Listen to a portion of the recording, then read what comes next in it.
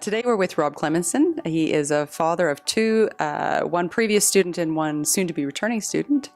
Rob, would you mind telling us a little bit about you and what you do here in Roslyn? Sure. I live here in Roslyn. My wife Elaine and myself own and operate a veterinary hospital down in Trail. We moved to town 19 years ago. We love the community.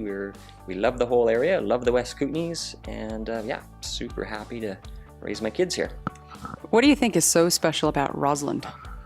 I think between the beautiful surroundings, interesting community, a lot of people have engineered their lives to live here. It's not like a lot of towns where you're here by default.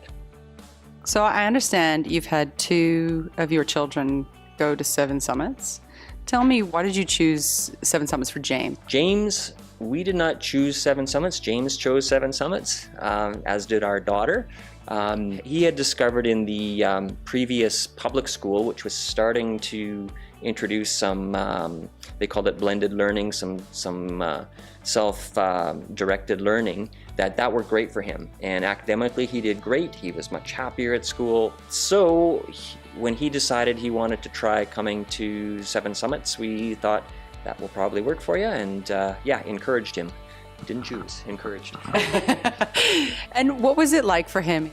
He was able to, yeah, just basically to work at his own pace. So there was subjects he needed more help in, he could seek more help. Subjects he was excelling in, he could move forward more quickly. So he found it to be basically for his learning style, pretty ideal environment. So you've mentioned it doesn't really work for everyone. What kind of traits do you think would really succeed in this type of kind of schooling module? I think one of the parents at a meeting once put it best. She said as well, it's not for every student. You have to be the right family as well. You need encouragement at home. You need more hands-on from parents to say, well, where are you at this point of the year? Where should you be? That kind of thing. So I think for someone who is self-motivated and has some time management skills, or is going to learn them as they go along, because they are just kids, it's a pretty ideal situation. Did he pursue any extracurricular activities whilst he was at Seven Summits? Like, did the flexibility allow him to be able to pursue them further, such as his film or photography? He did. He was also very involved in the Columbia Basin Trust Youth Advisory Committee. He did work on independently on film projects for various people, sometimes for money, sometimes just for fun. And he did love skiing, so when there was a great day, like a lot of kids here, it was understandable if they didn't show up for class that day, but he would make it up.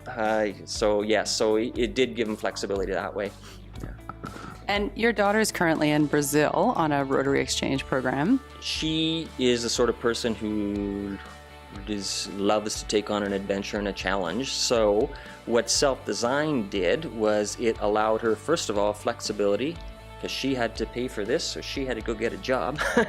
So she worked a pretty full work week locally here at a museum, and beyond that, so she could work class time around that.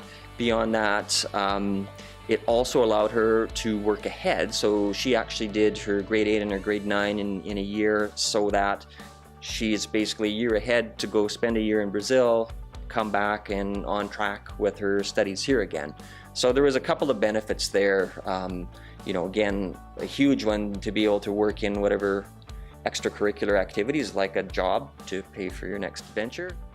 And did you have any fears as a parent, you know, sending your son and your daughter to a school that perhaps wasn't as micromanaged as others? You know, going to a couple of the meetings and listening to, you know, some of the people from Self-Design talking about the program, we were more assured that no, this would be, you know, a viable option basically. And then our fears were pretty quickly, you know, relieved once we started seeing, you know, where he was at, what he was doing in school. But it was a little bit of a leap of faith in that first year. Now I know it's evolving and tweaking and being improved all the time.